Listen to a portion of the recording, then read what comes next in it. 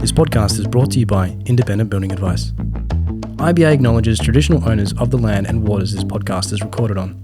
If you find this episode helpful, follow us for more so we can continue putting out free value for all homeowners in Australia. It really goes a long way. Enjoy the episode.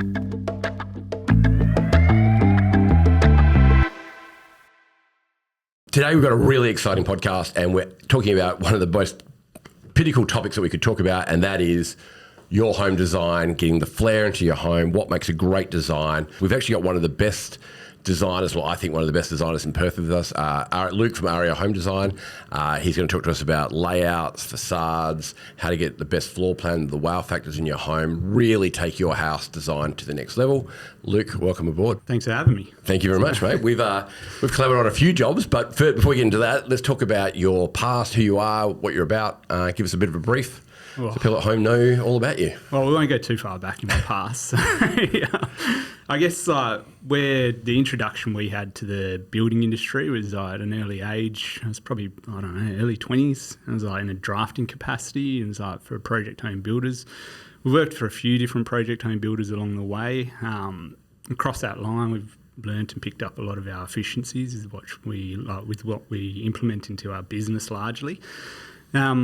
After that, we got to a point, I think it was just as the COVID grants were coming out, and it's things are just going mental, and it's just, we're at that crossroad, and I guess, what do you want to do? Where do you want to be? How do you want your career to progress? And that's kind of where we made the decision that what we were doing was probably no longer appropriate for us, and that we embarked in creating Aria Home Designs, where we could offer more of a service directly to the client rather than being so much as a conduit or a facilitator of what a traditional sales rep or someone else would offer to the client, and we'll just be more of a drafting hand thereafter. One of the problems I had when we were in that space was that being not connected to the client, the design outcomes that a lot of clients were getting, and we were heavily linked to the first home owners sector, was never the greatest as far as what they could potentially achieve, how well they were being educated on what they could achieve, what the block could unlock, what they were getting for their money. And without that real connection back to the client, often that was the disconnect between the two. And I felt like the only real way to have influence is you had to step away and become a sales rep yourself, which I had absolutely no interest in. It's not okay. Yeah. I'm too introverted, so that ongoing conversation and building rapport with people and all of that, I was I didn't have the capacity to do that in the volume that you need to do that. Or you harness what you feel your skills are into the design capacity and have people that are truly passionate about design coming to you direct, and you working and collaborating with them and builders and getting the best outcome for what their budget or whatever else it allows for. So. Well, yeah, and just to break that down for people at home, if you go to a project builder or even medium-sized builders, that you go to the consultant at the front there, and they have varying expertise. A lot of them are trained heavily on sales, not so much on design. Yeah. And then what they do is you give them your brief, the whole thing. They take it to a designer who you never meet. You're given these parameters with not being able to ask questions of the client because you don't get to speak to them. And then you design within the realms that this consultant or salesperson's given you. And then you have to somehow make that work. And you're going, I reckon they should do this, and this. But you don't get the opportunity to say that. And the salesperson goes, just do what I've told you to do. Yeah. And you're basically neutered. You're incapacitated to what you want to do. And you go, but they could do this. No, I don't want to hear it. I just want to make my sale. And it's kind of a middle person sort of thing, where if they spoke to you directly, that would have solved all that problem. And that could be, I'd imagine what you're just saying, it's incredibly frustrating as a designer going, I can't do what I want to do. Yeah. One of the biggest aspects of that is, and what we find a heavy amount of our time goes into, is education. Yeah. And I think that's one of the biggest disconnects when you're in that, really the first homeowners kind of spectrum, where you're dealing with people that are coming into purchasing their first home, and it's largely about finance, what they can kind of package up and that side of things. And it's the disconnect of being heavily educated on what you can do, what you can access and all that, and the design side of it's very much the last piece of the puzzle. Whereas if you start to go into a kind of second or more of a bespoke kind of market, the offset of that is the design becomes more paramount and more important, and everything else is kind of a floating piece that can work into that. And that's where, for a lot of clients that come to us, it's understanding what their design brief, expectations, budget, the build aspect, whether they're wanting to go through a project home builder for those cost efficiencies, or if they're wanting to access a bespoke kind of builder.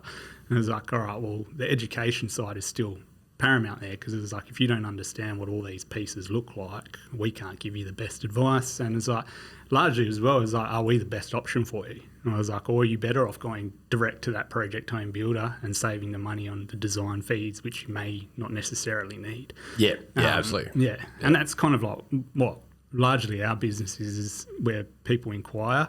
Probably from an inquiry, 50% of the inquiry that we get is just probably not suitable for us, and we just help with the education. Is like, all right, well, whilst we could help you, we feel like you could spend your money in better places on your actual build and still achieve the outcome that you want. Well, you specialise in doing some absolutely amazing elevations, wow factors sort of homes, with lots of elements to it.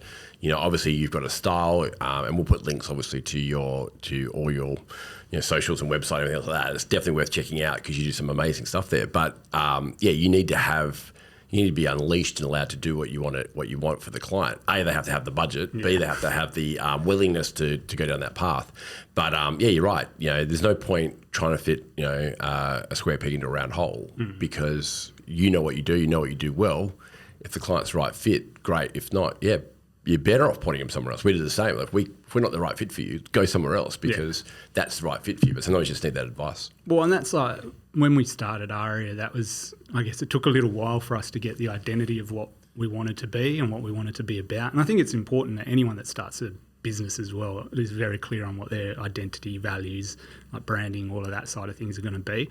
For us, it was about outcome. So I was like, if we can't deliver the outcome, we can't, or we shouldn't be involved in. And a lot of that's like for us is an initial discovery where we're sitting with a client, making sure what they want is achievable, because there's a lot of people come to us, and you'd probably get this all the time, where they bring in this Hollywood Pinterest board and it's like, I've got $500,000. And it's like, well, that's great, but you're not building a 2-story house on the coast. Which one of these did you want to do? Yeah. And then it's like, once you cut out all of that expectation, they're like, well, I probably don't want to build a house anymore. And I was like, well, great. We've just, saved you $10,000 to $20,000 going down a design process where you're never going to get the actual built form outcome. Yeah. So it's a tough conversation, but if you can't afford it, let's have the conversation early than later. 100%. But the thing is, though, you don't really know. I mean, no one. I want this. I don't know what it costs, and that's probably a bit of a trick out there that people go, well, I don't know. I want this. I want to spend this. And people ask them, what's your budget? Well, what a lot of people are actually asking is, what do you want to spend? Because I can tell you if you can achieve it or not. It's not trying to work out magically that the home's going to magically meet your budget. I mean, it does for some people. But it's really, are you being realistic here? And I think we have a lot of clients asking us, going, what do we need to spend to make this to work? And we said, you need to spend this to do it comfortably. And they may not like it, they may like it, but it's accurate. Well, and that's like one of the biggest challenges at the moment is that some people that, we've got clients that are coming through more recently where they've built 6-7 years ago, and then they're like, oh, we built this beautiful, 4x2 single story. It cost us $350,000. I was like, great. To replicate that now, you're probably spending about $700,000. And it's like, oh, well, our budget's $500. And I was like, just stay put then. Maybe and spend, if you've got surplus money, breathe a bit of life into what you're doing. But I was like, to recreate that outcome, if you're wanting something similar, it's probably not worth the investment unless you're relocating to a better spot, or like there's some other variable that's tied to it that like makes it a need. Yeah, absolutely. Yeah, and that's and again, like for us, it all just goes back to education, and that's what we're finding now more so than anything. It's about helping people understand costs and like what design outcomes look like as far as costs, because a lot of people, again, where we get leads through our social media, we're presenting obviously our strongest foot forward in that space, and it's a matter of people are seeing these beautiful homes and going, oh, beautiful, and there's no real indication of what the price tag is. It's like tied to it. And I was like, for anyone that's really going through a bespoke, custom, quite unique aspect, it's not cheap, or it's not comparable to what you're traditionally used to in like a project home system. Anything that's custom has got a custom price tag connected to it. Yeah, it's never been built before. The builders take a lot of risk not knowing a lot of grey area. 100%. And I think that's one of the big things that people don't respect about a project home system, is that the system that they have created is about pumping out the volumes of numbers, building consistently the same thing, polishing it every time. And it's some of these builders that have a catalogue of 20 homes. I was like, to get the most cost-effective system out of a project home builder, that's it. You pick from the catalogue, you pick a colour scheme, and that's how you get the... Ideally, make no changes. Yeah. And I was like, the moment you throw another variable in there, as like it's just gone. Like what you're trying to achieve is like it's just gone. So if you're trying to add on suites, reinvent the wheel, you may as well then go to a custom designer, a custom, like someone like yourself, and it's like can refine something for you, place it, tender it, and then get you the best like package there. Absolutely, but you need that advice up there. And the issue also is that the salesperson that works at the company goes, just make these changes because they want the commission. And it's sort of, is that the right information? Which is why we are independent, and so are you, where you go, no, I'm going to tell you the right information. And you should go custom or not, because often if you change a standard plan with a builder too much, it's actually cheaper to go custom because they're pricing it differently. Yeah. But let's say you do have the budget. Let's talk about exciting stuff. Look, I mean, I know your styles really well. You and I have collaborated on a lot of jobs. We won an award in 2024 for one of our designs that we did together. In fact, there's one of the builders that we refer to. Every time they actually enter a house into the ward, it's you and I have collaborated on designing it, which is great. So they don't enter any else. We're doing something right. But no, we've done a lot of work together, which is great, and beautiful homes. So what kind of styles and trends are you seeing coming through that everyone loves at the moment that you think is going to be here for a while that just makes the house look amazing? Yeah, so I think the big one that like a lot of people be seeing throughout the industry is like the curves, arches, freeform walls, the round shapes, that stepping away from those boxed elements that we've probably seen for the last 10 years. Over the last probably 5 years, it's become quite dominant. Yeah. We've dealt with clients more recently, probably about 3 years ago, and like at the forefront of the design, we're trying to bring in these like curved elements, and they're like, "Oh no, it's not going to last. It's just a fad." And I was like, "Oh look, fads come and go." I agree.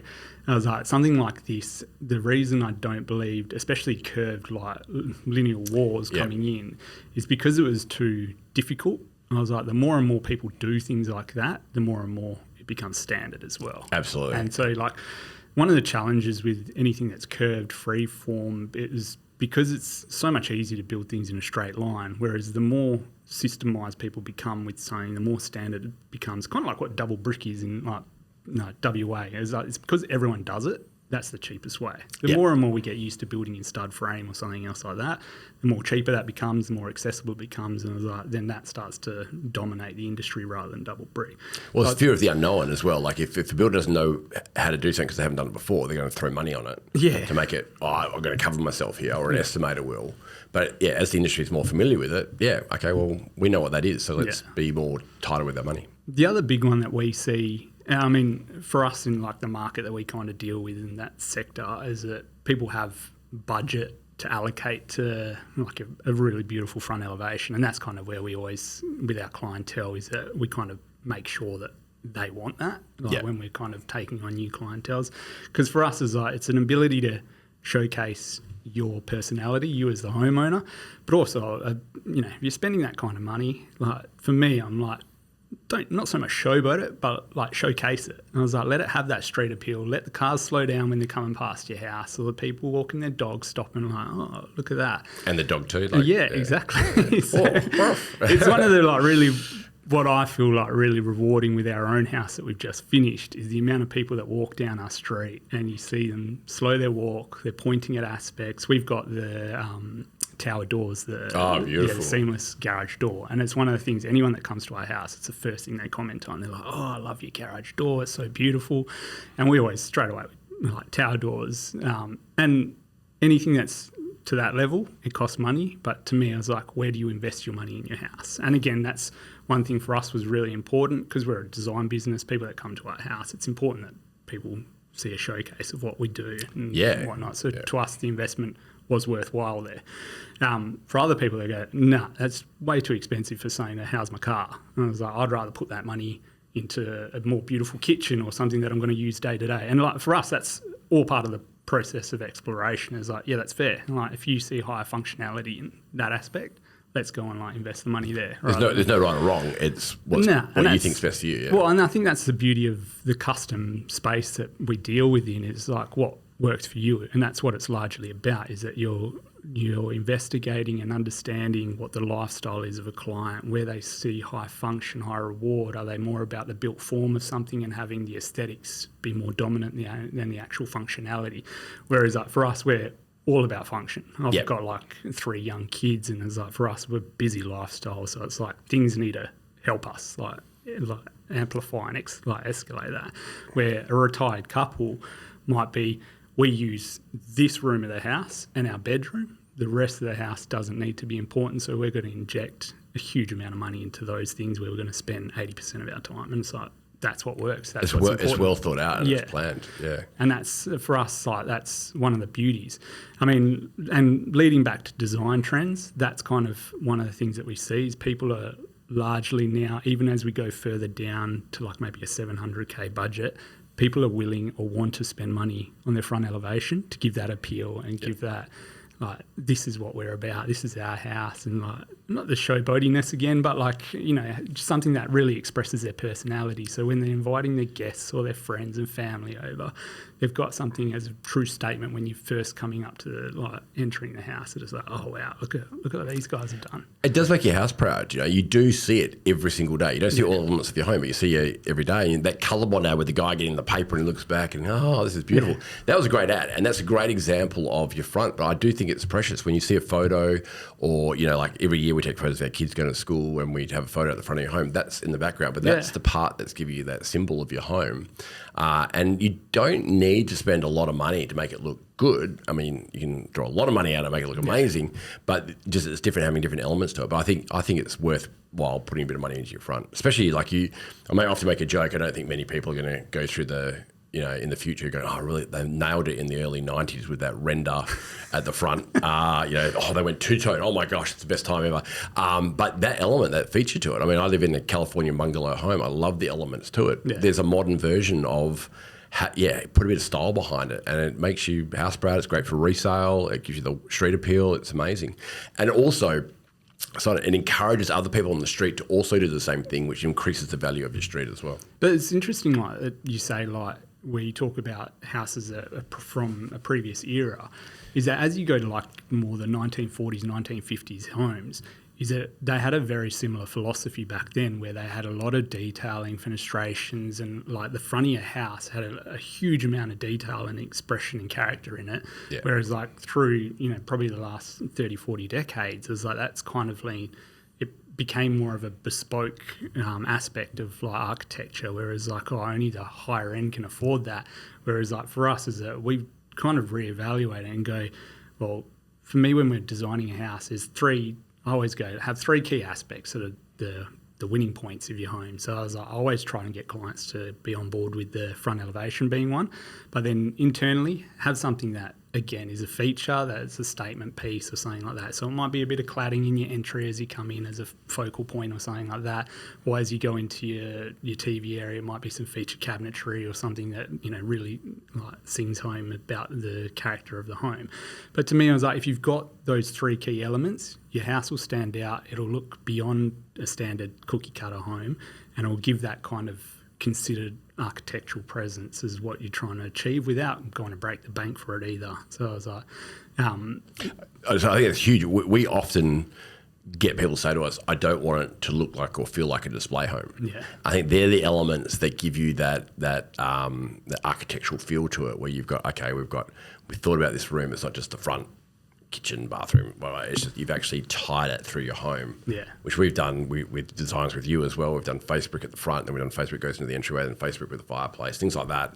Where you're tying those elements together work well. Well, and that's like one of the things that we, on our own place, is that we focused. So our living area is where we spend all of our time as a family. So I was like, all right, let's have 2 features in there, which wraps into the entry.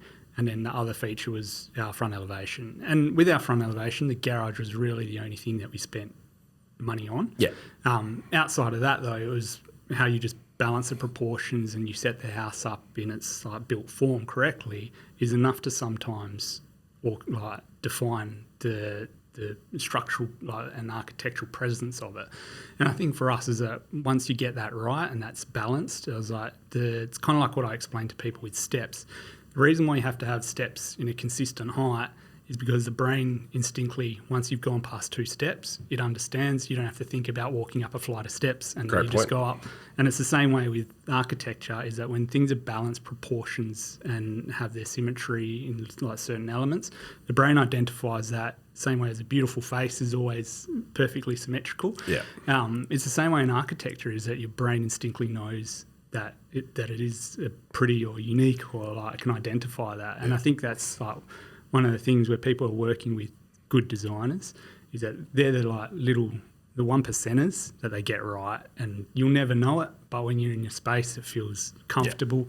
And it's one of those things that when you get that 1%er wrong, it stands out like dog's balls. Yeah, you tried, but you failed. Like it's close. Yeah, it's someone, actually worse than a complete miss. And that's like, even we see it when we're setting up an elevation. I was like, just something doesn't feel right. So I was like, you're shifting things around. You're going back to your fundamentals of proportions and the rule of thirds and everything else. I was going to ask, the rule of thirds apply. Yeah, and so it was like, and then once you start scaling and gridding things out, you're like, straight away you're like, oh, this is off. And then as soon as you move it into the place that it should be, you're like, bang, 1, and it's like, that's done. So what are the elements for a front elevation? Because getting back to what you said earlier, before I get into that, was I think the reason why it's moved from the 40s and 50s and that to, and maybe even 60s with the front elevation, is that people's lifestyles have changed. People move from the backyard, from front yard living, where the kids would play on the street, that was your front yard, with the old homes, to backyard living.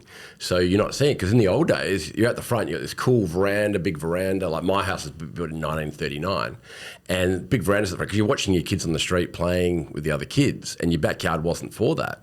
And then now that everyone moved to the back, everyone's going, well, we don't really see the front, so let's spend less money there and more at the back. So I think that's where that dynamic change has happened. Yeah.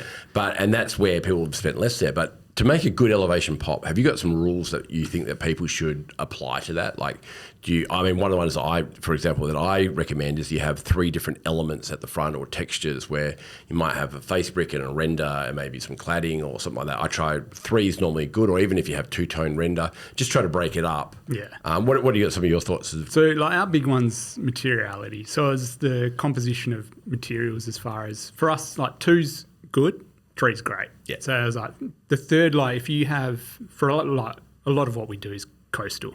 Of course. So it's like, it's largely white neutral palettes, and then we bring in raw materials. So where we can bring in a concrete or a wood, like that's the third element that kind of like starts to sing home, and like we amplify as like the contrast. The layering of materials as well is important. So where we have, when we're setting up the built form, is understanding how material is going to be applied to the form of the home. So where we have horizontal elements, making sure there's consistencies against like over and through levels. How we bring in like weatherboard, like a horizontal weatherboard cladding, how that's applied, making sure it's applied in the right volumes and systems. So like horizontal weatherboard has obviously a horizontal element to it. So it's best applied in something that has like a wider aspect, quite a wider aspect. We're very big on, being that we love to use, or the use of materials. My design style is quite minimalistic, so I like also like a brutalistic kind of like style where brutalistic. So walls of mass and like items like that, where you don't see huge window openings. In my perfect world is like, if we could design a house, it would have one small window on the front, and then it would just be materials like all across like the front of the house. And designed properly though. 100%. Everything needs to, I guess, like be balanced. Don't try this at home. They have like rules and restrictions in place from a design codes point of view that kind of like limit the ability to just have no windows on the front, so like visual surveillance and everything else. But from our point of view, I was like, that's what we love, that's what we like. And like we were talking earlier about it, is that for us is like having clienteles that buy into what we love, are like, they're the best type of clients to work absolutely. with. Yeah. So you want someone working with you, not against you the whole way. 100%. And they buy into like what your kind of your style and character is, and sees the value in what you're kind of creating. But for us, it's about the materiality is like the largest aspect of it. So then with that is where we balance out with colours. We try not to use too many colours. So like 2 colours for us is plenty. I think once you start going too much, it comes a bit like... It's just, but where I think you're gifted is it's the subtlety of how you use it. Whereas if you like, because the neutral palette sort of, or colours that aren't like just two that you're using in the right proportions in the right way. Whereas people not as a good designer as what you are might use those things that might just look bland or washed out or whichever, but you actually use it in a very skillful way to make it actually pop and work well. That's one of the interesting things when we were in that project home space is how developers would have like controls of like what you actually had to have. And then sometimes it's like, well, if you're designing a house on a 10-metre frontage, there shouldn't be restrictions on having two colours, two materials. I was like, there's just too much going on for such a small frontage. I was like, sometimes it's better to have less and let the one architectural feature that you have on that elevation like sing home than trying to inject 4 different elements in there, because then it just looks like a kid's throwing it together sometimes. Have a hero. Yeah, absolutely. Yeah. And I think that's one of the things that people get somewhat confused on, like when they're in these types of areas, is that it's hard to create like design guidelines in that aspect for an overarching estate, but then apply it to all different lot compositions, because it's like it works well maybe on a 20-metre frontage, doesn't work well on a 7.5 metre flute type product. So I was like, it's a balancing act sometimes. Exactly right, but you might have 2 colours or something, but don't limit the designer too much. Yeah. But I think the reason why they're doing it though is for that salesperson element they had before, because the salesperson trying to reach a budget and get it as cheap as possible. So say, no, dude, you got to have something on there. You can't just have face brick and colour bond. Like it's just not how it works. But I mean, one of the things on that same note though, where I've got an issue with developers is when they say, and they don't do it as much anymore, but they used to do it a lot, was you have to have an X amount of size home on that block of land. So it's got to be 170 square metres of living or whatever. So no, who cares about that unless you're got a drone flying over a helicopter or something? It should be you have to do X amount of money, spend X amount of money on the front elevation, or these are the elements you have to have. Because that's the street appeal. That's the brilliant. Who cares if you've got a 2-bedroom, 1-bathroom home there, or a 5-bedroom? It's irrelevant. You can't tell, but you do want to have that element at the front, and that's where I think that's where estates sort of go wrong sometimes. They need to make sure the streets look lovely and people want to live there. You know, that's the difference. It's I feel for developers because it's a very hard tuning act to get all aspects like appropriately like correct. And saying like. I think it's Jinder Lee that's got one that's been like an estate that's been developed or like set up by an architect. So then it's like the unforgiving side of that is that, what they're expected to upgrade in their house starts meaning that the pockets of land are somewhat like almost out of reach for the average punter, or it's like, well, this is more for the top end of people that are probably going to be living in that area. Yeah. Whilst it's nice that it sets a standard for the entirety of the estate, it's like, well, are you limiting what your land sales are, or like, Well, they didn't sell anything for a long time. Well, and that's I think you know the one I'm talking about. I absolutely know the one you're talking about. Like everyone went, and it was too ambiguous as well. So people went, it's too hard. Yeah, we're just going to go somewhere else. And and that was the thing, is the amount of design controls that were in place, and they had a similar one in Hammond Park, and I was like, you would have been better fully engaging that architect, design the product, and sell it as off the plan, rather than going, here's the limitations. It was like, well, we've only got really 10% of variation to play with in like what we can design anyway. You've controlled the outcomes so much. I was like, we are so limited in what we can design. So I was like, if the controls are going to be that significant, you may as well just get the person like to design it, like the whole estate, and then go, this is product A, B, C. You can pick one of those, and then that's what they do in America, and it works pretty well. Yeah. Oh, you want that house? Well, that goes on these lots. Well, and the beauty with that is then you could probably partner with a builder or something, and it's just like, this is what the package prices are, and package the whole estate up, and it's just and sold off the plan like an apartment is almost. So. But Perth's been spoiled. Everyone wants to put their little sprinkle of their own personality onto each home. 100%. And I think we that's can't why, do the same as everybody else. But that's why, like, we were talking about the houses from being historically like a 3x1 with 1 bathroom, as like things have progressed throughout the decades, like people going, oh well, I want all my kids to have their own bedrooms, and that's like one of the things where I think we've probably diluted what the amount of money was that was spent on other aspects, and it got reinvested into the size and scale of a home. Not so much as like then going, all right, well, we'll take all that money that we're spending out on the character at the front, and we'll start injecting into the volume and the built form of the internal. So exactly right. Yeah. Because it's like, 20, 30 years ago, not everyone had a home theatre. All of a sudden, everyone, What do you mean you don't have a home theatre? No, that's it. It's like a standard requirement now. Yeah, It's like exactly you don't right, have a place to tuck your kids. That's weird. Like, what are you whereas like doing? everyone used to live in the same living space, like 30, 40 years ago. Where like now that's like taboo. Like, Well, it's I think it's a lot of keeping up with the Joneses. We've got a theatre and we've got this, or Yeah. I'm busy myself having to use that room, but half the time they don't use it. Yeah. And we often talk to people about, okay, that room, how about that theatre room also be your fourth bedroom, or like, do you really need it? And just challenge people on it, because often they go, no, we have to have it. It goes, yeah, that's going to sit empty for 364 days of the year, and that one time you might use it. Do you really need, won't you save that money and spend it on something else? But each person's their own, and some people might need it.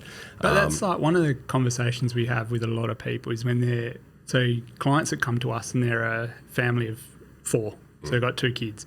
I was like, all right, great. Are you having any more kids? Oh, no, we're done. And I was like, all right, beautiful. Why do you need the 4th bedroom? And I was like, maybe you're better off having, really good sized bedrooms for your kids, especially if you're going to be here for 10 to 15 years. Do you want your kids to study in their bedrooms? Do you want them to have area to play Lego in their bedrooms? Those kind of things. Well, yeah. And I was like, all right, well, your 3x3 bedroom, probably not suitable. So I was like, let's get rid of that 4th. That's going to be probably a store more than anything. Or a study or something, yeah. Well, and it's like, that's a lot of them like, we need the study. I was like, well, then don't design it as a bedroom. Design it as a study where it's got good natural light, doesn't necessarily need a road built into it or something like that. And it's like, to me, like, when people say that they're going to live in a house for 10 to 15 years, I was like, the house has to be purpose designed then. And I was like, don't design spaces that aren't designed for their function. And like, that's one of the largest things is like the study's a good one, because people are like, oh, we'll set it up as a bedroom. Where I'm like, well, if it's going to be a study and you and your husband are going to use it, to me, you need to put the door centrally so you can have a desk on either side. So it's something like that. Whereas if that was a bedroom, I wouldn't recommend that. I was like, let's tuck things into the furthest corners so your furnishability is completely different for that room. Yep. So if you do go to sell it in 10, 15 years, you can label whatever you want. Yeah. Because, these agents take some poetic license with what they call bedrooms these days. Oh, 100%. This linen cupboard, that's a bedroom. And it's like, But my thing with like the resale of something in 15 years is that your home's probably going to need a lot of TLC at that point. So like the door being mispositioned in the room is the least of your worries. I totally agree. Yeah. And we've actually had this conversation with you, and we actually have to do another podcast. We'll get you back if you're interested. And that is, who cares about resale and what it means like that 10 to 15 years? Because the first question we ask, which you often ask as well, is how long do you want to live in this home for? Because if it's a year, it's different to 15, 20 years, right? Yeah. And if you're thinking about resale in 20 years' time, well, don't. Like, get the house right for you. You don't want to live in the home for 20 years. Go, yes, 20 years' time, hey, honey, remember how I told you to put that door on in the end there? Told you it'd pay off. Like, you're not going to have that conversation. Get it right for you. And to your point with the bigger rooms, I think often you're better off having bigger bedrooms but less is better than having 4 bedrooms and a really pokey small one. Because when someone goes to look at that in reality, they're going to go, oh, just like I said then, like, oh, that's a small bedroom. Like, not really call that, that's a negative. Whereas bigger bedrooms, more spacious, makes sense to me. But that's what people have to really think about. And that's what I think people like you and I need to challenge clients and go, hey, rather than order take, which I see all the time, is go, no, have you thought about this? Now, they might disagree with you and go, no, we want to do it our way. Cool. But when you're designing a home, you want someone to challenge you. You want someone to say, hey, have you thought about this? This is a better way of doing it. Or what about this layout instead of this layout? Because that's what I would want. Yeah. Please don't order take. And when I get the key, I don't like my home. I didn't think it was very good. I didn't want to say anything. Yeah. No, say something. Like, what are you doing? Well, and that's like one of the things where clients come to us and they're like, oh, this is the design we want. Can you finish the design off? And I was like, yeah, but are you looking for our expertise in the, how to, fix what we see as faults, or are you just wanting for us to act as a drafting service? Because it's when people come to us and they're like, we love this design that we've created, and it's their chicken scratchings kind of thing. And it was great, we can draft it up, but I was like, it's a waste of money. Here's the number of a highly skilled drafty. Yep. Go sit with him. Yeah. And he'll just churn this thing out for you. And it's you'll get it in a couple of weeks, and it's you're not wasting. Our fees are responsive to what our services are and what our input and what our standard clients see value in. Yeah. Whereas for that, I was that's a transactional drafting service. There's plenty of drafties, or even ones that work for project home builders that might do it. Yeah. Off the books kind of thing. Well, exactly right. And we'll get to that in a minute about how to get the best out of you when designing stuff. But before we get into that, what are elements that people can put into a home that just really makes that house wow and pop and just go, man, this is amazing. And we're not talking front elevations so much now anymore, but more so internally. Internally, one of the big things that we're getting requested, and I don't know if it's because people have seen it in our, like Jessie runs all of our social medias and stuff like that, and she always posts about so we've got a concealed theatre, so where the kids like go into their playroom. Yep. It's got a concealed flush door which wraps around into our living, kind of very similar to what you've got here. And there's no wall, there's no door behind this. No, it's like if it's cut in right, you wouldn't even know that there's a door. Yeah. So, and that's kind of like what our theatre is. It's like fully clad, very similar to what you've got. And then the kids like push on the door, there's no handle and it's hidden. So when I truly cannot be asked like cleaning up after my kids, and they don't clean up after themselves too well. So the idea is that the mess can stay there. We just shut the door at night, and because the theatre's so attached to our living area, it's like we don't want to see that mess. So I mean, so you have got a theatre room too, then? We do, but no one knows that because it's always hidden. So and that's as long as you remember. And that's the beauty of it, is that like for us, that's a huge feature in our home, and we see a lot of our clients go, "Oh, we want like a concealed like room, or like just the kind of like the bat cave, even if it's like a husband's retreat or something like that."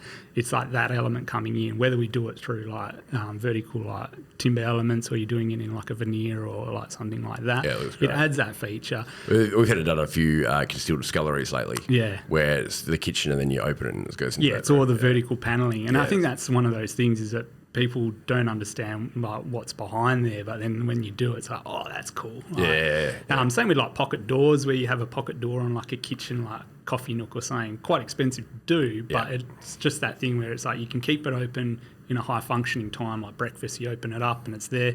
And then because it's a messy kind of appliance is always out, it still gives people the ability to then close it off, and it's still quite a neat we're renovating our house. We're just designing in the design phase at the moment, and we've got pocket doors for the coffee area, but also for the pantry as well.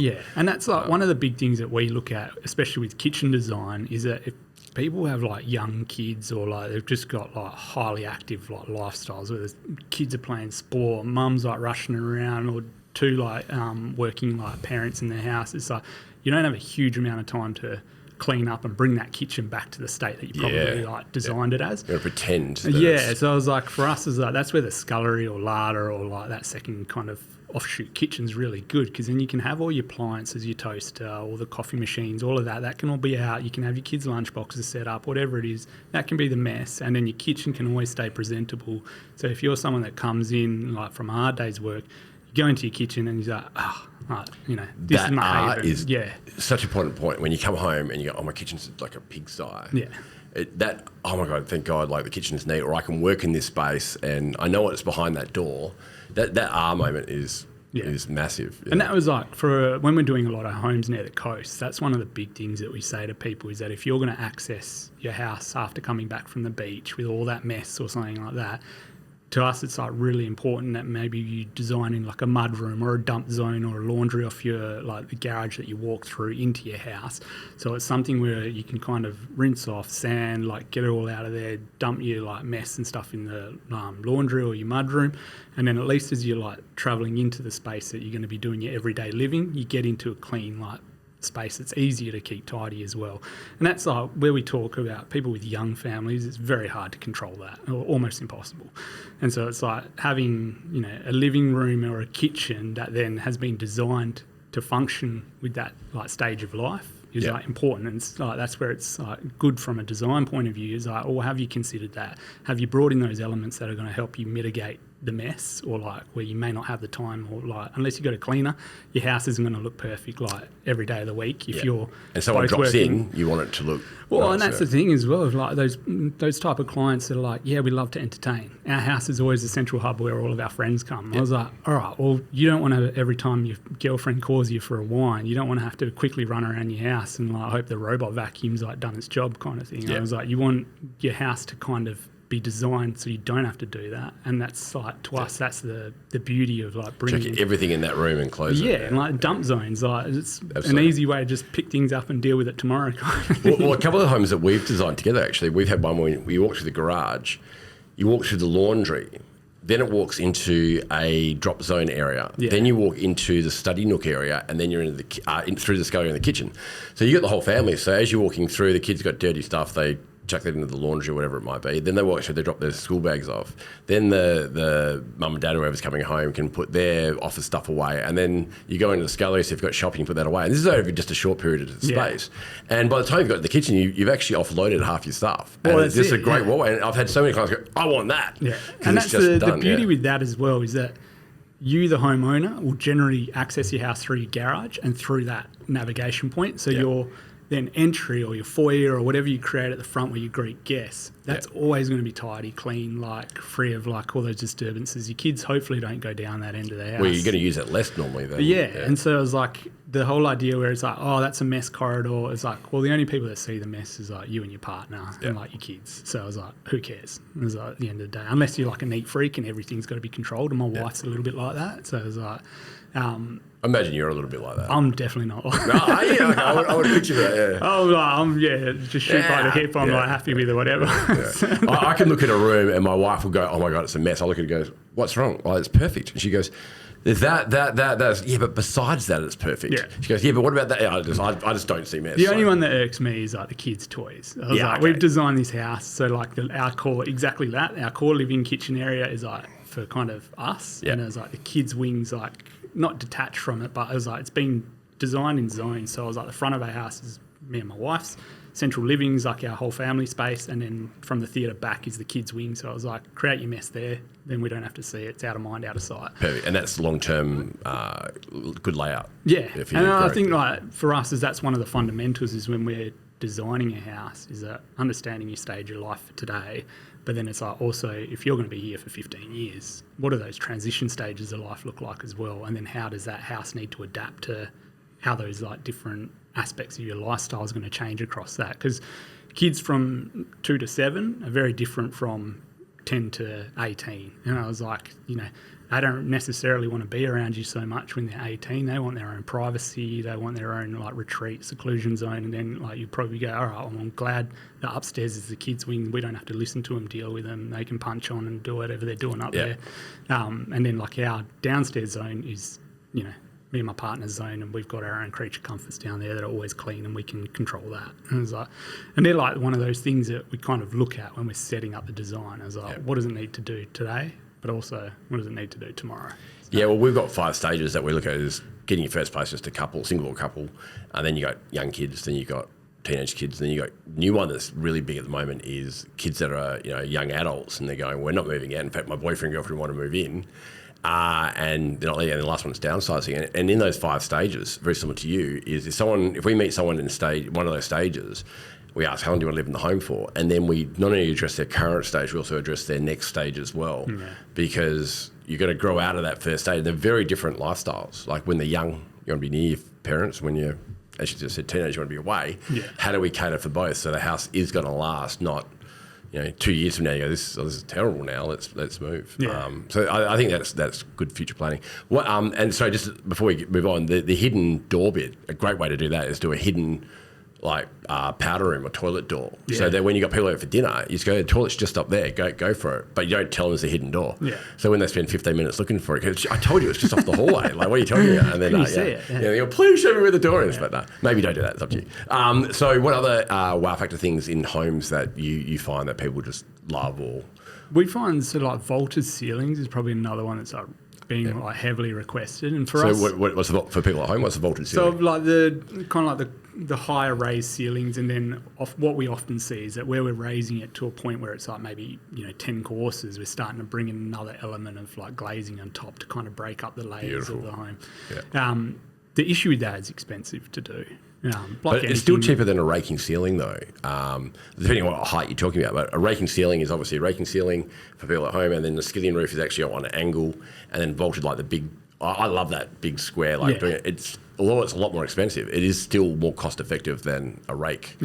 And what we find like with that is that, because one of the things that we always say to people is like, all right, your budget allows you to do X.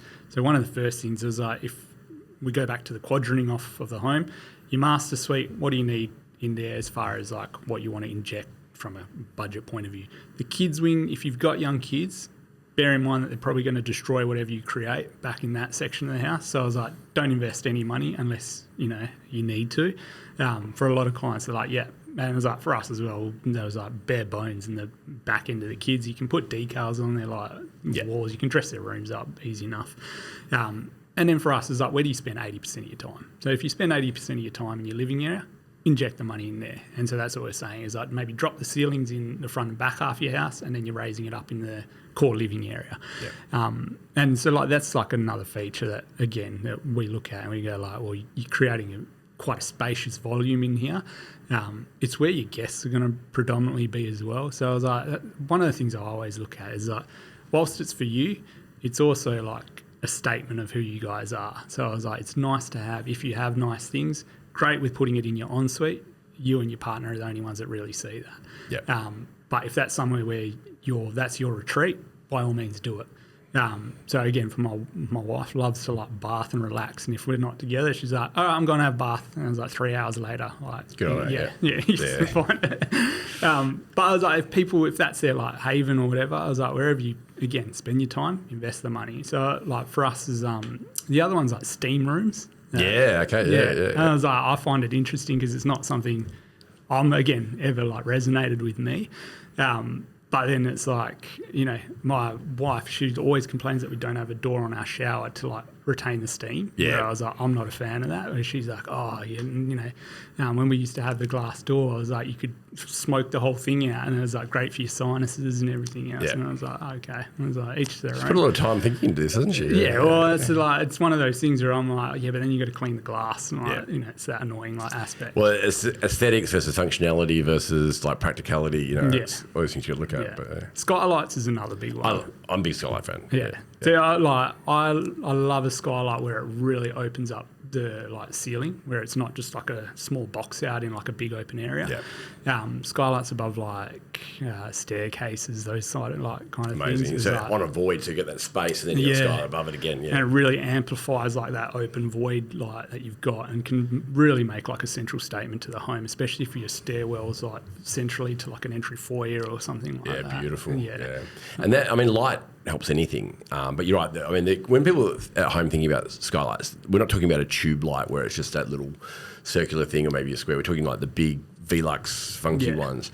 But also the key to that, like you just said then, is the actual shoot of the actual basically the skylight. If you have that wide, you can have a smaller skylight that casts a bigger light and more functionality, but that can certainly give you an architectural feeling of a home. I went through a home that was a renovation, and the clients were showing it through me. They didn't do it through me, but they were friends of ours. They were showing us what they had done. They showed me the bedroom. I'm seen a bedroom, and I do this for a living. I've done it for 25 years, so I've seen all these. I go, oh, that's nice. Yeah.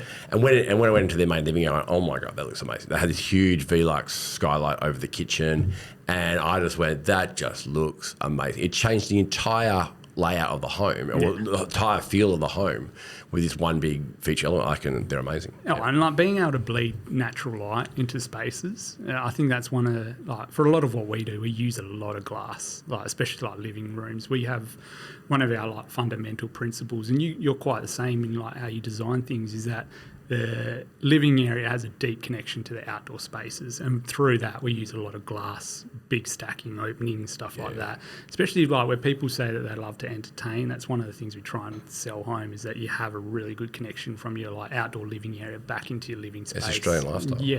So it was like, for us, is like if you're able to bring a lot of natural light into a space, it just changes the look and the feel, and especially like then it changes what a lot of people don't understand, is that it changes the look and colour of like certain laminates, furnitures, all of that, depending on how much natural light like hits that product. What we find again in our space is that how our house looks at night is very different to how it looks during the day when it's just soaked in like natural light. Great point. Yeah. And I think that's like, again, what we were talking about earlier is like the beauty of interior designers is that they give you that kind of insight as to the right products to select, how they pair, how they work in natural light, how they work in artificial light and everything else. So we had that conversation before the podcast, but we're talking about interior design and colours. Getting a good interior designer, like we're discussing, can change your whole home and feel. Like I go to people's homes. I can design a home all day long, but I really respect when I go to my clients' homes and they're finished and the interior designer's done their bit, and I go, oh my gosh, you chose that cupboard colour. I never choose that cupboard colour, but you pulled it off. It looks amazing. Good on you. Like, I'm so impressed because I just couldn't see myself looking at this cupboard colour, this door handle, this top going, yeah, that's going to work. But a great interior designer can just absolutely take you home to the next level. Well, and it's one of those things that when we're designing is I always am bemused by clients that are going to spend, $1.5, $2 million, and they're like, we're going to pick everything ourselves. And I was like, oh, meta.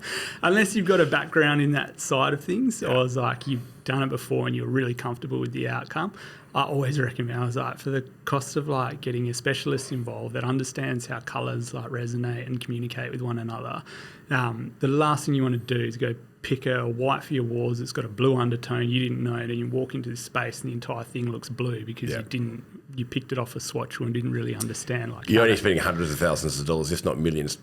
Why spend that extra little bit of money to get an expert in? And that's what I just say.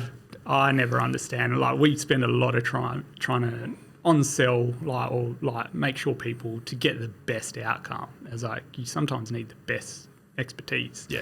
And I was like, make that investment because it's just a worthwhile one. I do think there might be a little bit of ego in that, where people go, well, I want to say to people, when they say this out loud, that I want to say to people that I did the colours and that. Yeah. But you can always get interior design. You still come up with your ideas that you want and work with them to put it together. But just even if the interior designer goes, everything you've chosen is amazing, you're going to sleep better for the next 12, 18 months, 2 years of the build time to go, yeah, what we've done is right. Not, ooh, made a mistake. Like the one that we say, because a lot of our like clientele, like they're highly active, like in a business sense, or like they're very busy in that aspect. So my thing is like for you to go and pick every tapware, every paint colour, every laminate, every element finishing product that needs to come together in that home will take a huge amount of time.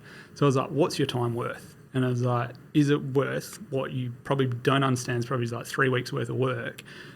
Is it worth just engaging someone for 2 days? It's an expert in that field. They've already got all the stuff that you probably want like mapped out. They can show you it and they can probably do it in the space of like 2 days for you, give you a perfectly listed schedule, and then it's just like, like you're saying, I can sleep easy, and I don't have to worry about it. And that's one of those things where people are like, nah, I can pick it myself. It's like, good luck. All the best. Yeah, maybe each your own. Yeah, absolutely. And look, even myself being like, with all of our design expertise, the next house that we do, from the time consumption it took for us to do all that, I would just go like engage like our interior designer and be like, can you like help us out with picking all these colours? This is what we like. And then the speed that they're operating at, I was like, it's not even worth us investing our own time. It's like, it's quicker to just give it to someone else to do. So, and also save you money too. Like we had a client a few years ago that they'd sent an architect. They got the architect to design the home for them.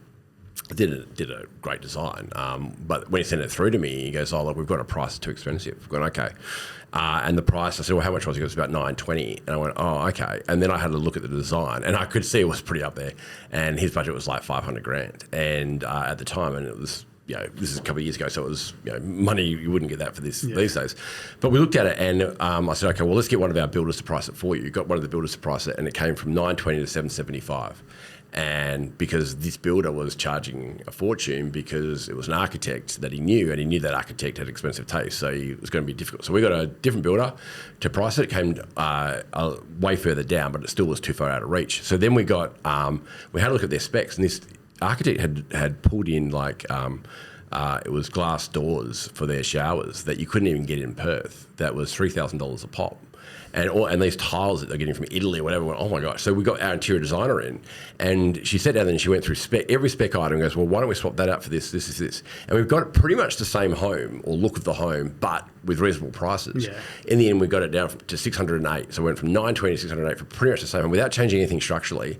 And then when we got the final bit and we're happy with that, then the clients said, well, we'll find the extra money, and made it work. And they built the home happily ever after. It was great. They loved it. They ended up doing a garage at the back with the money they saved. But that's where interior designer comes into it. He goes, okay, this tile and this or this door handle, you don't know what you don't know. They do. They do this for a living. So I go, well, let's not use this. Let's use this instead. And it's the same or similar. Well, and that's the thing is the same way we work to a design budget, an interior designer does as well. So they go, okay, well, for your finishings, you can probably only afford the $40 a square metre floor tile. I was like, well, that's the thing that fits within your budget. Whereas like kind of like what you're saying is like, all right, I can design you something amazing, but the budget's the budget. Like it's one of those philosophies. It's always easier spending someone else's money. Yeah, So it's yeah, exactly right. yeah. And so it was like that's sometimes like the troublesome part. And I do feel for like clients that go down that process and then find they've invested largely the time and the money, and then it's like, oh, we're back at point A where we have to kind of start again and get the right people involved, which is... And we get a lot of that because we find a lot of people just don't know what things, like designers, I'm talking about you, but a lot of architects now don't know what things cost. And we go, okay, you've designed a home to their budget, but this is nowhere near their budget. And it just rips your heart out. So it's a big thing. But just one subject, we'll just jump in quickly. So what's the best way for people to brief someone like yourself with the design and layout? So, I mean... For any new inquiry that we really get, the first thing we want to know is like, how much homework have you done? Yeah. Or how well do you and your partner communicate? Because that was like one of the worst things is when you have your initial coffee with someone and, you know, wife's saying one thing, husband's saying another thing. I was like, well, you two haven't even spoken about the common goal here. So I was like, and I'm not a mediator or a marriage counsellor. So Come back to me when you're ready. Yeah, because I was like, sometimes like you resonate with one person's ideas more so than the other. And I was like, I don't want to be seen to be taking people's sides or anything like that. So off the bat, we always say to people, we've got like a client brief, kind of discuss this, sit down together, go through a Pinterest board or like House or like there's plenty of like websites that are well designed for you to kind of just pin what you like. And then present all of that as a collective after the two of you guys have had a wine or sat down and just had that discussion together. And then we'll have that coffee and work out like what it is once you've got a mutual understanding. The other big one is like the two partners discussing their budget, because this is often what we find is one person's willing to spend X and, you know, another person's got a completely different idea. Oh, yeah. So then it's like, well, which one am I designing to? Because there was like one I can give you lemons, one I can give you cake kind of thing. So do you get many people with that saying, well, just draw it, just design whatever? Yeah, we won't do that. Yeah. No, so like, what are you doing here, guys? To me, I was like, not only are you wasting my time, but you're wasting your own time as well. So I was like, we'll get nowhere. And it was like, to me, if like that is the true philosophy is like we just want an Aria home. We're happy to run with whatever you do. I was like, that's fine. But I was like, it may cost X, it may cost Y. Are you comfortable with that? And you have that clear, like, transparent discussion first. Never happens though. So I was like, no. Or like people say it, and then after you've done a concept, they're like, oh, it's not what we're thinking. I was like, all right, let's start again. Like, go back to the normal processes. We try to design, not the whole thing, but we try to do concepts in front of them. Like we're thinking kitchen meals family, like this sort of layout. Because they're on the journey. Because I see a lot of designers, again, not you guys, but they take this brief from a client and they go away and design this thing and they come back and go, there you go. And the client goes, that's not what we had in mind. Yeah. Or even worse, just emails it to them and the client goes, what are you doing? But the client hasn't been on the journey, then it's just like saying, oh, I'll buy a car for you. No, don't tell me anything else, buy a car. So you've got to talk to them and say, look, tell me about your lifestyle. Is this on the right path and massage it with them? Yeah. So that's like probably our biggest is like understanding the client. And it's like for us, it's, you know, how do you guys live? How long are you living in this house? What are your day-to-days? So I was like, how do you the wife operate? How do you the husband operate? Do you work from home? Do you do music? Tell us about your hobbies. Do you have an auntie that comes and lives with you for 6 months in a year? Like, do you collect art? Like all these things, like understanding the person. And then it's like, all right, once we know all of this about you, then we're able to start to maybe curate it and start penciling some ideas down and saying, you know, have you considered X, Y, Z? And that's kind of our role, is like the education and the consideration like part. Because a lot of people come to us and they've got a preformed idea, and until you start pulling that thing apart and explaining why that may not work or what a better outcome is, they just they truly have no idea. And like you don't expect them to either, because it's not their discipline. The same way I wouldn't know what a doctor or engineer or someone else like in that space does. So it was like for us, it's like getting the understanding of a lot about them, what their family dynamics are, how they would generally live in the house that they've got, what their existing place doesn't do for them, what it needs to, you know, why they're going to do what they're doing. Like, you know, if someone's really happy in their house, they don't generally go and buy something, build something new, like all of that.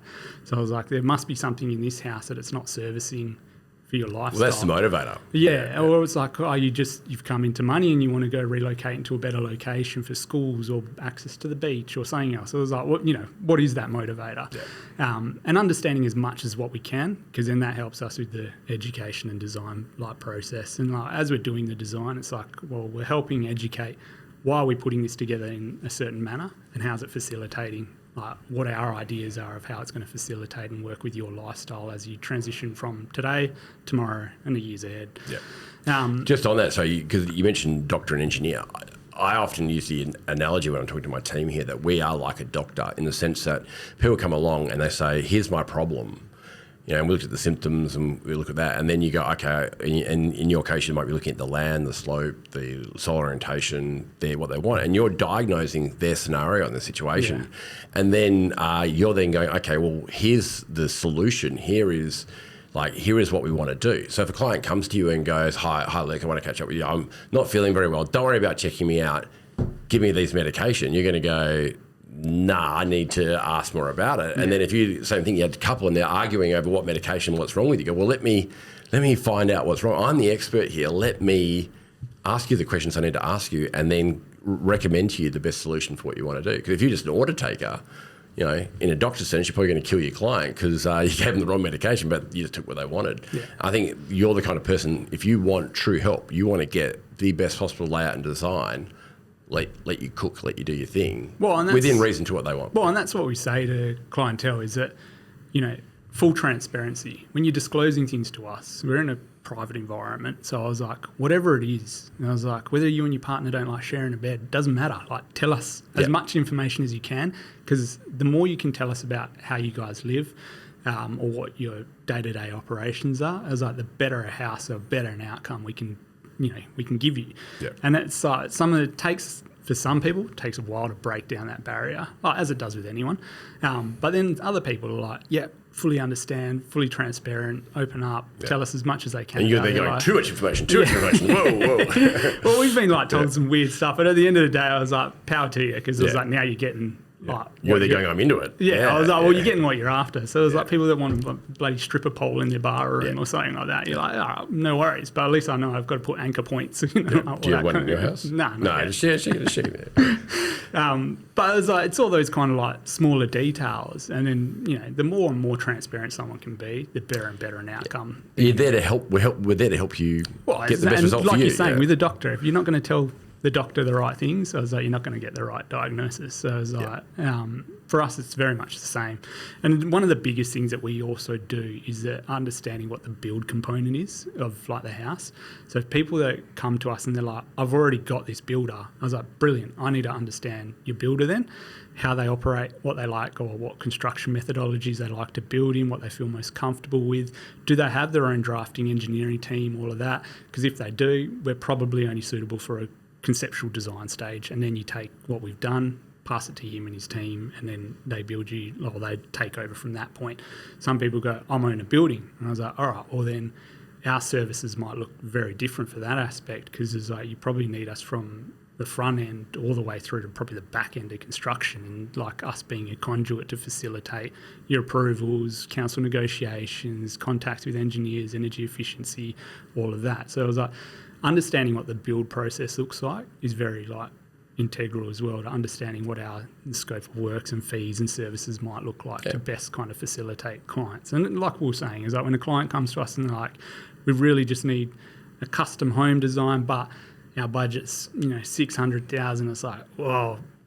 I was like, to be honest, I was like, you spending the money on our fees, I was like, you may be better off injecting that amount of money into a better aircon or something like that. And I was like, and that's where we're just like, if you still see the value in what we do, power to you, we'll still do the job for you. But I was like, as much as anything, I was like, you need to be well educated before you make any type of financial decisions. I agree. That education and that honesty from you up front is priceless. And that is, I don't want to take your money, guys, because we're not the right fit, or this is how you should spend your money, or I can charge you this, but you actually don't need half our services, and you're customising your pricing and services to suit the person without ripping them off. It's actually doing the opposite. You actually go, let me get the best value from us. Yeah, and that's probably for us, that's the biggest thing is if they're if what you're telling us, we believe a project home builder already has somewhat of a blueprint for, I was like, we'll just point you. I was like, maybe just go chat to this builder, or go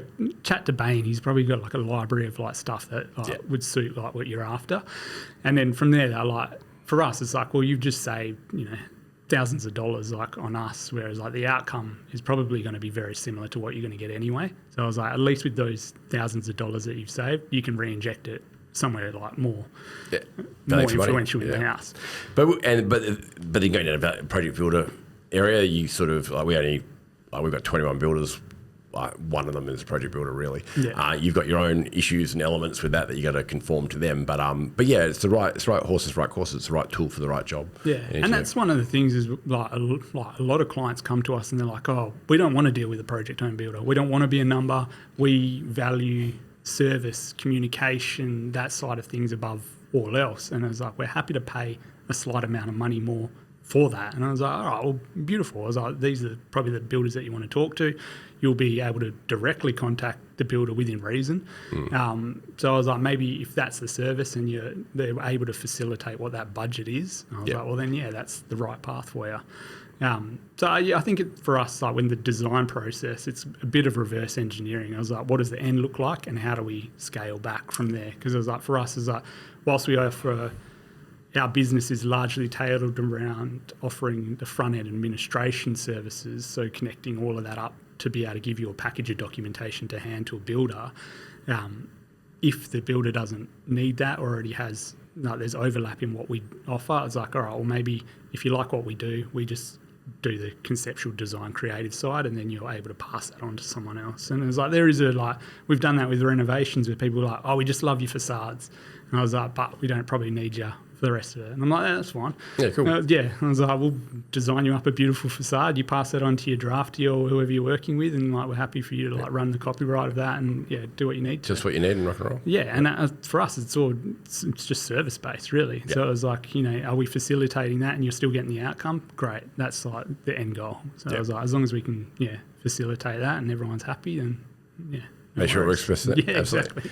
Just due to time, we've got to wrap this up. I've got to ask you the most important question of all. Ignore the rest of the podcast. What is it? You just built your home, so it's probably extremely poignant. But you're going to build or renovate your home. Someone's giving you $10,000. You have to spend it on your home. What would someone like Luke from Aria Home Designs spend that 10 grand on? No, so a sauna is like the one thing I would, if we had done the pool, like we had plans for a pool in our place, but then we spent too much on the front facade. Oh, pretty much. I was like, no. Those tower doors aren't cheap. I was just like, I said to my wife, I was like, we'll pull the pool out. The kids are too young at the moment. I was like, once they get older, it's like, it might be something we look at with the next build or something like that. Yeah. But I was like, I would have put, like, if I did the pool, I would have done the pool house and sauna. I would have gone the whole 9 yards with it. I would have done it like half-ass. Awesome. So the sauna is something that's like we see with a lot of clients where they request them, is that it's very easy to buy a portable sauna, like those side of things, and like just bring them in and like put in. So I was like, for us, it's not something that's cemented in the structure or anything like that. Yeah. Outside of that, the only other thing I would have put in was a fireplace that I didn't put in, again, because the kids, I was like, it's unnecessary. It's just a bit of a wank type thing. I was like, it probably never got used. So we turn it on that one time once a year. Yeah, I was like, and it's one of those things is like, if your house is well designed, the heating and cooling elements of it is like, it's pretty minimal. So I was like, it would have been something where you would have just turned it on like unnecessarily while you're watching TV. Yeah, it's a nice feature. Yeah, and I think it's an aesthetical thing more so than anything for us. That's why I was just like, it's probably not worth the investment like right now. 10 grand doesn't give you the best fireplace in the world. No, that's the other thing. We'll get the idea, yeah. When we go down south, that's one of the things I love is like where you have a proper log-fired fireplace. Yeah. So we've got one in our front lounge room, and I actually, because we've got all this timber at the side, and I forced the family to go into that room and sit by the fire because, damn it, and we're going to chop the wood, we're going to use it, And I actually put it on in spring in the other day where it was pretty warm day, and my neighbours knocked on my door and thought our house was burning because all the smoke was coming out the top. I go, no, I'm just trying to use the firewood up. Man, they heat up a room like really quick. Oh, amazing, yeah. But we don't have a flue, so it just goes through firewood like that. Yeah. But it does add that element to it. But they're a great feature. Yeah. Luke, thank you so much for coming on the podcast, mate. You are a wealth of information, and always good to chat to you, mate. I appreciate it. Till next time. Awesome. Thanks very much.